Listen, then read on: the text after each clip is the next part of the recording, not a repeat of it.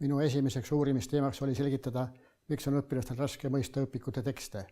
Õpilasena ma nägin, kui raske oli kaasõpilasel aru saada õpikutest. Doktorantuuris seadsin seetõttu eesmärgiks selgitada, millest sõltub õpikute mõistmisraskus. Uurisin kirjandust, vestlesin kolleegidega, vaatasin õpikuid. Tasapisi selgus, et teksti mõistmisraskus võib sõltuda sõnade tähenduse tuntusest. Raskemad võivad olla tekstid, milles sõnad esinevad keeles harvem ja mille tähendust on raskem ette kujutada. Ka lausetes võivad olla keerukad konstruktsioonid, mis selle mõistmist raskendavad. Nende hüpoteeside kontrollimiseks tegin katse. Võtsin 30 populaarteaduslikku teksti ja leidsin nendes umbes 100 karakteristiku väärtused. Näiteks nimisõnade abstraktsuse määrasin 3-paljulise skaala järgi. Abstraktsus 1 on meeltega tajutavatel esemetel ja olenditel, näiteks pliiats ja õpilane. 2 meeltega vahetult tajutavad protsessid, nähtused, näiteks vihm ja hüpe. 3 meeltega vahetult mitte tajutavad mõttekonstruktsioonid, näiteks areng ja funktsioon.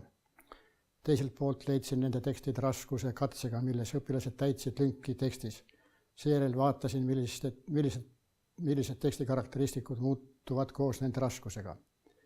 Leidsin, et kõige tugevama korrelatsiooni teksti raskusega andis iseseisvate lausete keskmine pikkus täheruumides. Korrelatsioon oli 0,55. Teiseks korreleerus hästi tekstis korduvalt esinevate nimisõnade keskmine abstraktsus. Korrelatsioon 0,53. Kolmandaks, võõrsõnade leksikonis esinevate tekstisõnade protsent andis korrelatsiooniks 0,51 ja neljandaks 12 ja enam täheliste sõnade protsent korrelatsioon 0,51. Nendele teadmistele tuginedes oli võimalik sõnastada lihtsa keele reeglid ja välja arvutada teksti keerukuse valem. Selles valemis on 2 argumenti: iseseisvate lausete pikkus täheruumides ja korduvate nimisõnade keskmine abstraktsus. Ja selle valemiga sai leitud paljude õpikute keerukus ja arvutatud keerukuse seos õpitulemustega. Näiteks 8. klassis oli lihtsaim õpik kirjanduses ja edasi jõudvaid õpilasi oli selles aines alla 2%. Keerukamad õpikud olid eesti keel ja keemia, milles edasi jõudmatud õpilasi oli umbes 6%. Toodud valemi rakendamist raskendab teksti abstraktsuse määramine. Tänaseks on aga nimisõnade abstraktsuse sõnastika arvutis, mis seda tööd tunduvalt lihtsustab. Hiljuti kasutasime seda sõnastikku analüüsimaks testi ülesannete keerukust ja Olev Must kaasautoritega avaldas selle põhjal artikli kõrgema kategooria teadusajakirjas. Esitatud metoodika järgi on tehtud palju uuringuid.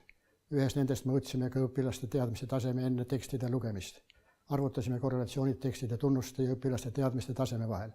Suureks hämmastuseks selgus, et teksti tunnused korreleerusid mitte ainult õpilaste teadmiste tasemega peale lugemist, vaid ka nende teadmiste tasemega enne lugemist. Kuidas on see võimalik, et mitte loetud teksti pikad laused viivad alla õpilaste teadmiste taseme? See pole teadus, see on müstika. Vaikisin aasta või paar, lõpuks taipasin lihtsalt tõde. Korrelatsioon näitab koosmuutumist, mitte põhjuslikku seost. Seda koosmuutumist võib põhjustada mingi kolmas suurus, mis mõjutab nii õpilase teadmise enne teksti lugemist kui ka teksti karakteristikuid. Selliseks kolmandaks suuruseks võib olla teema tuntus ühiskonnas. Tuttavamal teemal kirjutatakse lihtsamaid tekste ja õpilased teavad nende sisust rohkem juba enne lugemist. Teksti keerukuse valemid näitavad ka teemast tuntust ühiskonnas. Tänapäeval on õppematerjalid ja tekstid elektroonselt olemas ja seetõttu on nende keerukust suhteliselt lihtne mõõta. See võimaldab avaldada tekste, mis paremini vastavad õpilaste arengutasemele.